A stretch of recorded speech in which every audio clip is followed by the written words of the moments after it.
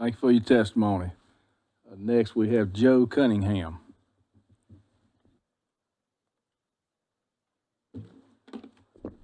Morning, Mr. Chair, members of the committee, or afternoon. It's been a long day already. I'm Joe Cunningham, former congressman and Democratic nominee for governor. This body is meeting today to do something wholly un-American, to rip away our rights.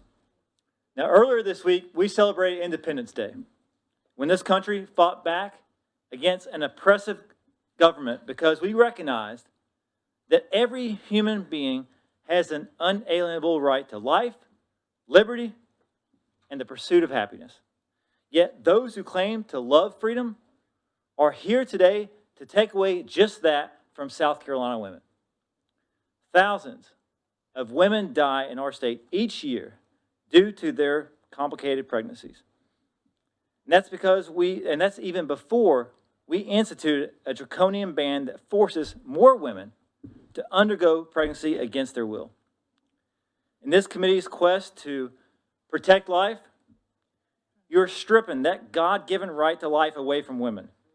You're taking away their personal liberty by removing their right to privacy and the right to decide what happens to their very own bodies.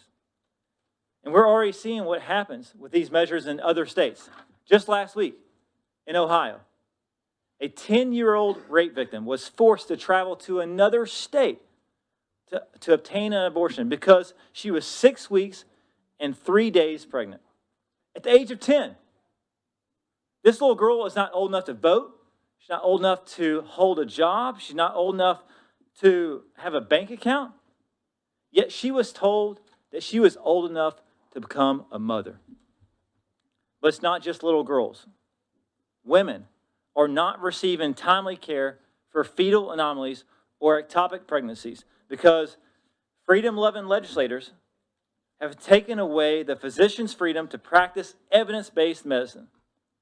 Even women who are on medications for common diseases like lupus or rheumatoid arthritis cannot access their life-saving medication because it's considered an abortifacient. The Declaration of Independence states that governments derive their powers from the consent of the governed.